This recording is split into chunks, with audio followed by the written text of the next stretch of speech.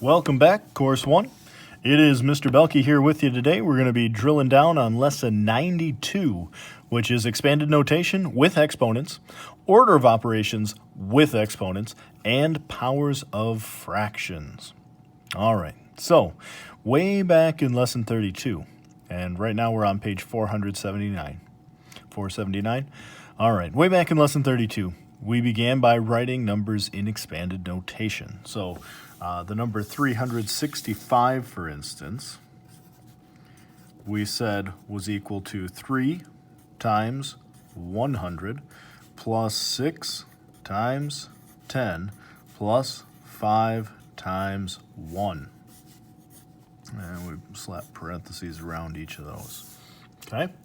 Now, today we're going to take a look at writing that in expanded notation, but using exponents this time. Okay? So instead of 3 times 100, we would have 3 times 10 to the second power, because 100 is 10 to the second, 2 zeros, 10 to the second, plus 6 times 10 to the first power. That's right, 1 0, first power, plus 5 times 10 to the 0 power. Yeah, that one's a little tricky. Any number to the 0 power is equal to 1.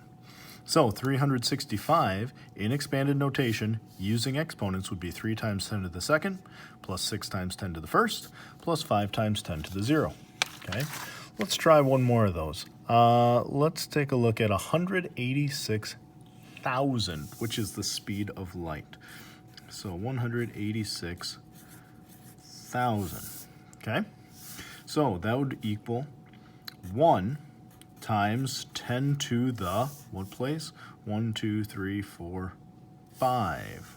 Okay, so it'd be 1 times a 1 with 5 zeros, which is 100,000, so 10 to the 5th place, plus 8 times 10 to the 1, 2, 3, 4, right? Because there are 4 spaces after the 8, 10 to the 4th, plus 6 times 10 to the, how many spaces are after the 6? 1, 2, 3, so 10 to the 3rd.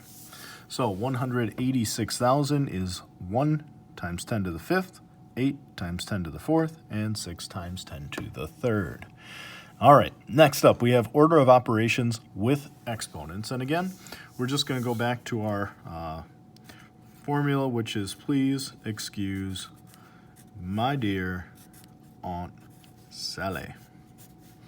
Please excuse my dear Aunt Sally starts with parentheses.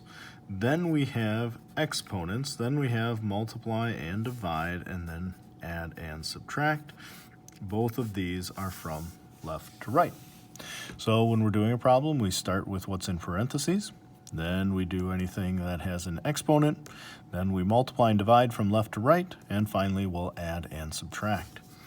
So if I have the following problem, 5 minus parentheses 8 plus 8 divided by the square root of 16 plus 3 squared times 2. All right, there's a lot going on in there, all kinds of fun, but we are going to start with level 1, the highest power, parentheses. So we're going to do what's in parentheses first. So 8 plus 8 is 16. So now I have 5 minus 16 divided by the square root of 16 plus 3 squared times 2. All right, next we have exponents, which will also include our roots. So we'll do our square roots and our exponents next. So square root of 16 is 4, and 3 squared is 3 times 3, which is 9. And we'll fill in the rest. So I got 5 minus 16 divided by 4 plus 9 times 2. Okay, next we have multiply and divide from left to right. We got 16 divided by 4 and a 9 times 2. 16 divided by 4 is 4 plus 9 times 2, which is 18. So I have 5 minus, bring that down, 5 minus 4 plus 18. 5 minus 4 is 1 plus 18 equals 19 right there. Okay, so we're always kind of funneling it down as we go. Now, the last piece that we got to take a look at is, what about if we have fractions to a power? So for instance, if I have 1/2 to the third power, 1/2 to the third power. Now remember, this is our base and this is our exponent. This tells me what I'm multiplying, this tells me how many times. So I'm going to be doing 1/2 3 times. 1/2 times 1/2 times 1/2. Okay? 1/2, 1 times 1 times 1 is 1. 2 times 2 times 2 is 8. So 1/2 to the third power is equal to 1/8. It's as simple as that. Okay? What if I had 0.1 squared? Well, that would be 0.1 times 0.1. Or to write it another way, 0.1 times 0.1. 1 times 1 is 1, 1 times 0 is 0, 0, 0, 0. Add them together, I get 1, 0, 0, and I got 2 digits behind the decimal. So in my answer, I want 1, 2 digits behind the decimal. So 0.1 squared is the same as 0.01. All right, let's do one more. Let's do 1 1/2 squared.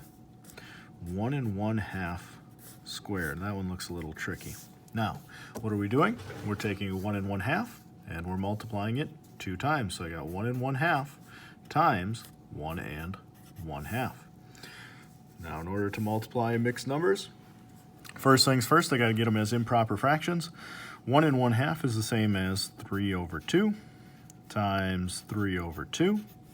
Okay, nothing I can reduce. 3 times 3 is 9. 2 times 2 is 4.